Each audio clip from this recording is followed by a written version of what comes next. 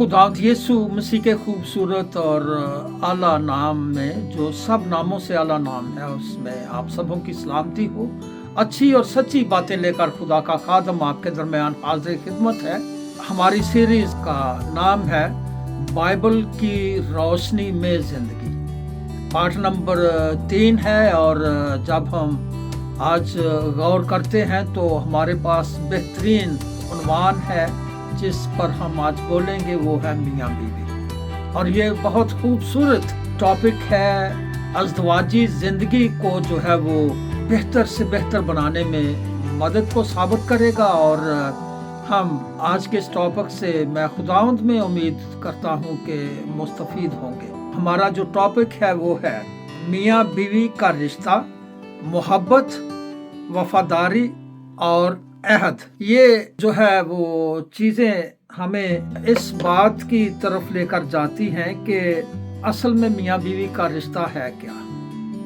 और इसमें जब हम मोहब्बत को डाल देंगे, वफादारी को डाल देंगे, अहद व वफा को डाल देंगे, तो ये रिश्ता जो है ये और ज़्यादा मजबूत होता चला जाएगा। और यही बात है कि मियाँ बीवी के अंदर म्यूचुअल अंडरस्टैंडिंग का होना ये बहुत ज़रूरी बात है। अज़दवाजी ज़िंदगी जो है वो बेहतर से बेहतर जो है वो होती चली जाती है। और जब हम आज की मरकजी आयत को देखते हैं, गौर करते हैं, तो लिखा है इफिसियों 5 बाब और उसकी 25वीं आयत में लिखा है, ऐ शोहरों अपनी बीवियों से मोहब्बत रखो जैसे मसीह ने भी कलीसिया से मोहब्बत की और अपने आप को उसके वास्ते दे दिया। हालेलुया। यहाँ पर भी हमें तलकीन की गई है, बाइबल की रूह से बताया गया है कि ऐ शोहरों अपनी बीवियों से मोहब्बत रखो जिस तरह मसीह ने अपनी कलीसिया से मोहब्बत रखी। जब हम इन बातों पर अमल करते हुए अपने सफर पर रवां दवां रहते हैं तो मेरा ख्याल है कि किसी भी किस्म की कोई मुश्किल जो है वो हमारे खानदानों में, मियाँ बीवी में कभी भी नहीं आ सकती। और जब हम आज के तारुफ की तरफ नजर करते हैं तो तारुफ हमें यूं रहनुमाई करता है, घर का सुकून सिर्फ उस वक्त नहीं आता जब मसाइल खत्म हो जाए। बाइबल हमें सिखाती है कि शौहर और बीवी दोनों को मसीह के नमूना पर चलना है। यहाँ पर हमें अय्यां किया गया है, बताया गया है कि मसाइल जो है वो घर में तो छोटे मोटे रहते हैं, पैसे का मसला, खाने पीने का मसला, बुनियादी ज़रूरियात जो हैं, बिल आ गया, ये सारे मसले मसाइल, मगर सम टाइम ये चीज़ें जो हैं वो घरेलू सुकून को बर्बाद कर देती हैं, मुश्किलें पैदा कर देती हैं, लड़ाइयाँ झगड़े शुरू हो जाते हैं। मगर जब दोनों ही एक दूसरे की इज्जत करेंगे, एक दूसरे के साथ प्यार और मोहब्बत के साथ रहेंगे, तो फिर ये सारे मसले मसाइल ये भी ख़त्म होते चले जाएंगे। सोचा कि अगर कोई मुश्किल आ गई है, तो मसला बन गया है, घर में बिल आ गया है, वो पहुंच से बाहर हो गया है, तो बजाय इसके कि उस बिल पर आप तनकीदी अल्फाज शुरू कर दें, तेरी वजह से आया, मेरी वजह से आया, अगर उस पर आप बैठकर झुकें, दुआ में ठहरें, खुदा से बात करें, तो खुदा कोई ना कोई वसीला मुहैया कर देता है, चूंकि वो हमारी सारी ज़रूरतों को पूरा करने की कुदरत रखता है। आमीन। और जब हम पॉइंट नंबर 1 है उसकी तरफ जाते हैं तो लिखा है कि शौहर मोहब्बत करे। इफिसियों 5:25 में लिखा है, मसीह ने कलीसिया से मोहब्बत की और अपने आप को उसके लिए दे दिया। शौहर की क़यादत जुल्म, कंट्रोल या गुस्सा नहीं है, उसको भी मसीह के नमूना पर चलना है। हर बात को कंट्रोल करना, गुस्सा करना, ये खुदावंद यीशु मसीह का नमूना नहीं है, बल्कि बाइबल की रूह के खौफ में रहकर शौहर को चलना है, ताकि उसका घर जो है वो बेहतर से बेहतर हो सके, किसी भी मुश्किल से बचा रहे, किसी भी लड़ाई झगड़े से वो आज़ाद रहे। हम बाइबली असूलों पर तब ही चल सकते हैं जब हम अपने आप को बाइबल की तरफ लेकर जाएंगे। जिस तरह हमारा टॉपिक है बाइबल की रोशनी में अपनी जिंदगी को जब गुजारेंगे, तो जब हम बाइबल की रोशनी में अपनी जिंदगी को लेकर जाएंगे तो फिर कोई भी अगर ऐसा कोई मसला मसाइल है जो हमें किसी किस्म की मुश्किल दे सकता है, तो फिर हम उससे बचे रहेंगे। और यही वजह है कि हमें अपनी जिंदगी को बाइबल की रोशनी में गुजारना है।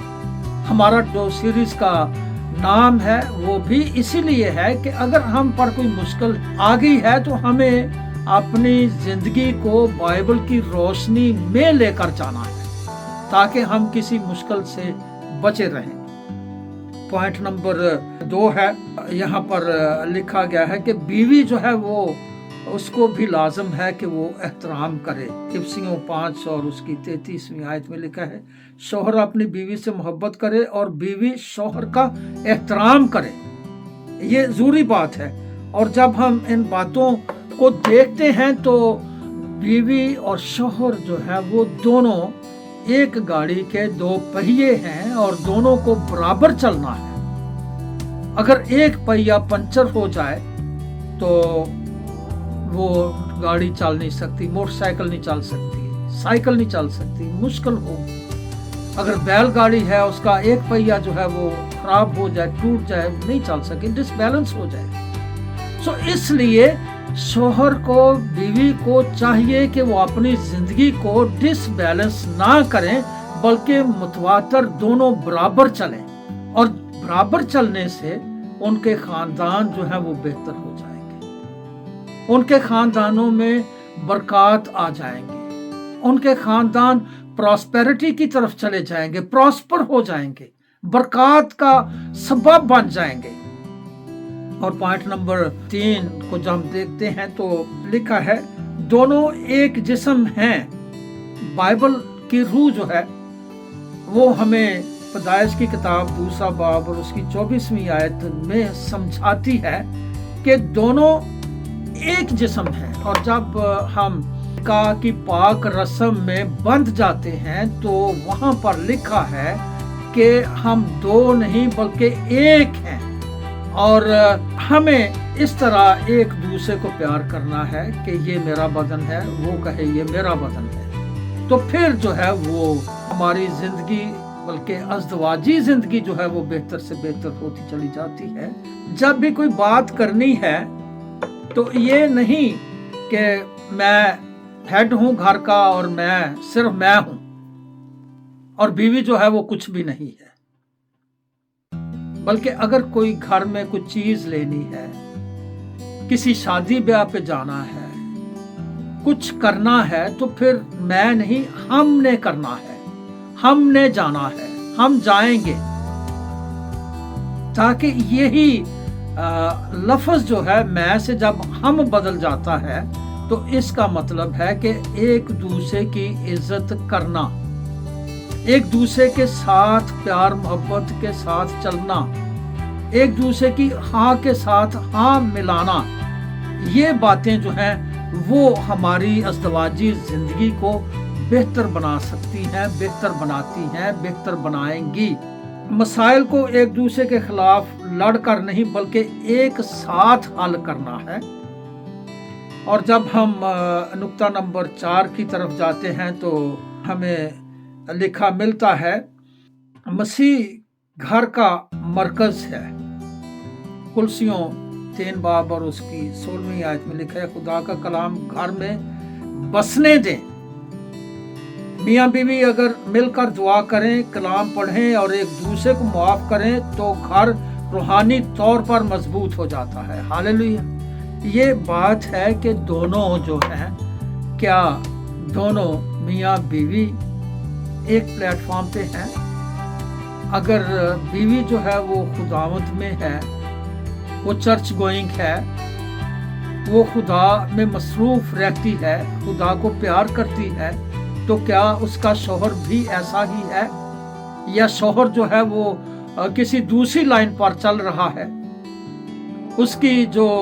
उसकी सोसाइटी जो है वो गलत लोगों के साथ है, वो खुद गलत है।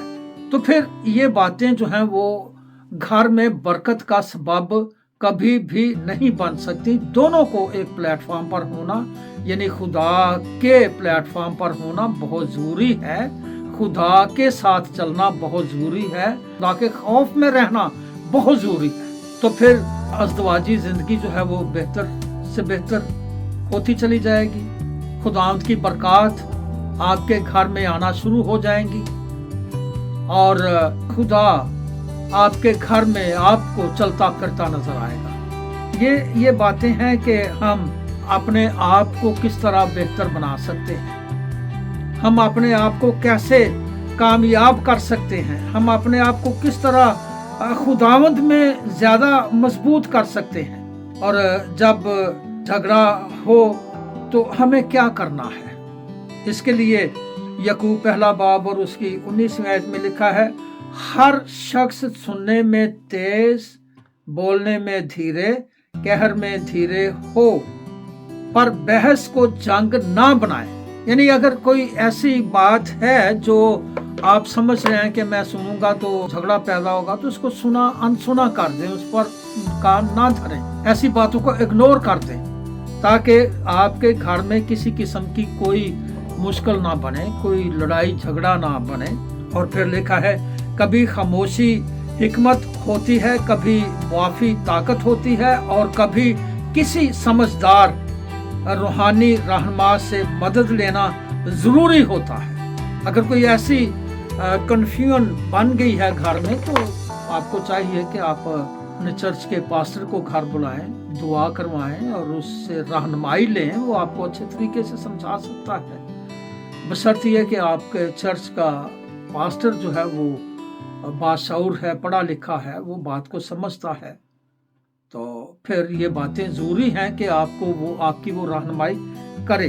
और अहम बात जो है वो, अगर किसी घर में जिस्मानी तशद्दुद, जिनसी ज़्यादती या हकीकी ख़तरा हो तो मुआफ़ करो, कहकर ख़तरे में रहने का मशवरा नहीं देना, हिफाजत और मुनासिब मदद हासिल करना भी हिकमत है। ये सारी चीज़ों के ऊपर कंप्रोमाइज़ करना, अगर घर में कोई किसी किस्म की कोई मुश्किल हो गई है, कोई किसी किस्म का कोई मसला बन गया है, तो उसके लिए सोच विचार करना, बैठना और दुआ में रुकना, उस मसले का हल तलाश करना, ताकि आप बेहतरी जो है वो अपने घर में ला सकें और किसी भी मुश्किल से आप जो है वो बचे रहें। ये सारी बातें इसलिए होती हैं कि आप खुदावंद में जब मसरूफ़ रहेंगे, मसरूर रहेंगे, सारी मुश्किलातें जो है वो ख़त्म होती चली जाएंगी, ताकि आपका घर जो है वो पुरसकून घर हो, उस घर में किसी किस्म की कोई परेशानी ना रहे।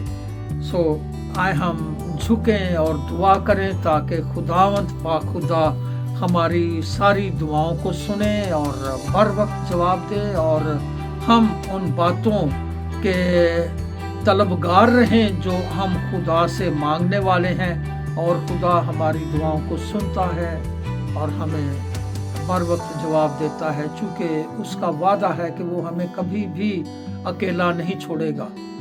खुदा पाक खुदा, मैं दुआ करता आज के इस मैसेज के लिए, कलाम के लिए, बाइबल की रोशनी में ज़िंदगी को हम किस तरह गुजार सकते हैं, कैसे गुजारनी है, कैसे गुजारेंगे, ये तू ही हमें रहनुमाई देगा, तो हम इस बात को समझ सकेंगे।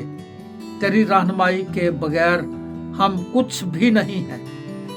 स्पेशली मैं उन ख़ानदानों के लिए, मियाँ बीवी के लिए दुआ करता जिनके अंदर म्यूचुअल अंडरस्टैंडिंग नहीं है, जिनके घरों में लड़ाई झगड़ा रहता है। खुदा पाक खुदा, उनको तू अपनी अक्ल और अपनी दानिश दे ताकि वो समझ सकें, और अगर वो तुझसे दूर हैं तो वो तेरे नज़दीक आ सकें, तुझे अपना शख्सी नजात हिंदा कबूल करके अपनी ज़िंदगियों को यीशु मसीह नासी तेरे नाम में गुजारें।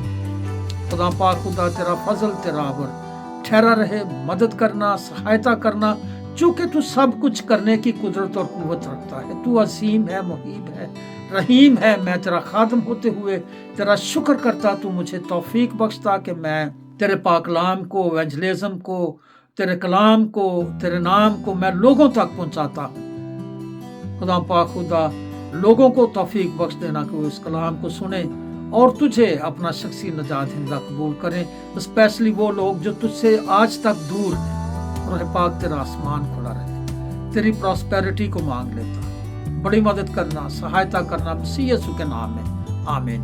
थैंक यू जी। खुदावंद आप सबों को बड़ी बरकत दे और खुदावंद आप सबों को अपने नाम और जलाल के लिए इस्तेमाल करे, आमीन।